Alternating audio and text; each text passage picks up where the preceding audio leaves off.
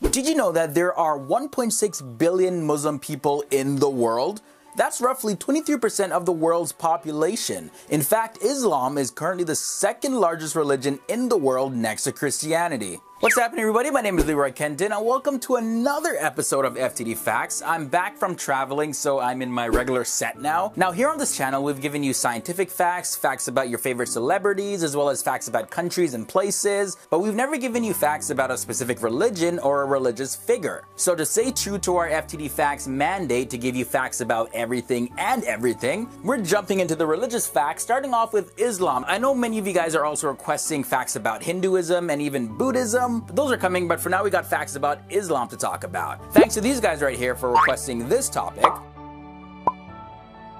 This word right here, jihad, we hear it oftentimes associated with Islam. However, that word does not mean holy war like many people think. It actually means to struggle or to strive. And in a religious context, it means the struggle that one faces to submit their will to the will of God. Speaking of submission, Islam means submission. And that submission, of course, is surrendering to God's will. This word Islam also derived from the Arabic word salam, which means peace. And Muslim means anyone or anything that surrenders itself to the will of God. And by that definition, it doesn't just include humans, it also includes animals and plants. Many of you may know this one already. There are two main sects to the religion of Islam. We have the Sunnis and the Shiites. One of the main differences between the Sunnis and Shiites is their beliefs about who the leaders were following the death of the Prophet Muhammad. Sunni, which comes from the Arabic word tradition, they accepted the succession of Muhammad's elected successors.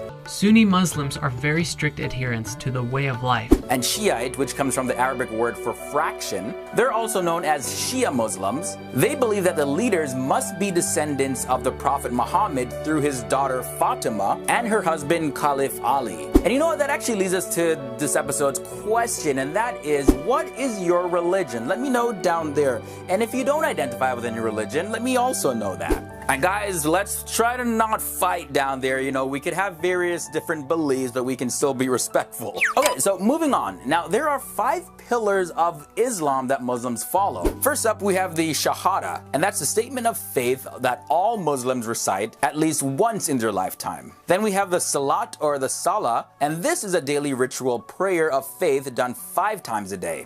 Zakat, this is a tax paid to benefit the poor or those in need. And then we have Psalm, this is the fast done during the month of Ramadan. And finally, Hajj. And this is a pilgrimage that every Muslim must do at least once in their lifetime if they can afford it. And this pilgrimage is to the holy city of Mecca, which is located in modern-day Saudi Arabia. Now, the pilgrimage begins on the 7th or 8th day of the last month of the Islamic lunar calendar and ends on the 12th day of that same month. The name of the shrine located in Mecca where they visit during the pilgrimage or Hajj is called Kaaba, and it's considered to be the most holy place for Muslims. Here where the temperature sometimes soars above 120 degrees, shade can feel like the soothing hand of God.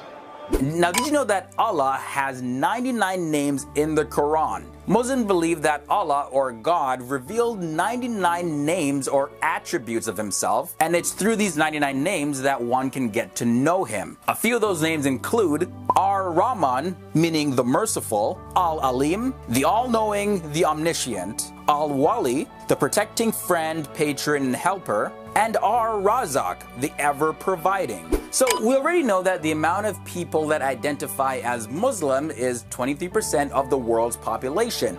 But which part of the world has the largest amount of Muslims? Well, that country is Indonesia. There are 120 million Muslims in Indonesia, followed by Pakistan, India, and Bangladesh. However, future projections believe that by the year 2050, India is going to have the largest amount of Muslims. Islam also shares many religious figures and historical events with Judaism and Christianity. Muslims consider Jesus to be a prophet in Islam, and the Quran mentions Jesus in several verses, as well as the prophet Moses and several others. Now, I mentioned fasting on Ramadan a little bit earlier in this video, but just to give you a little bit more detail on that, Muslims fast for 30 days every year for Ramadan, which of course is one of the 5 pillars of Islam. It is believed to be the toughest of all fasts, and its end is celebrated on Eid.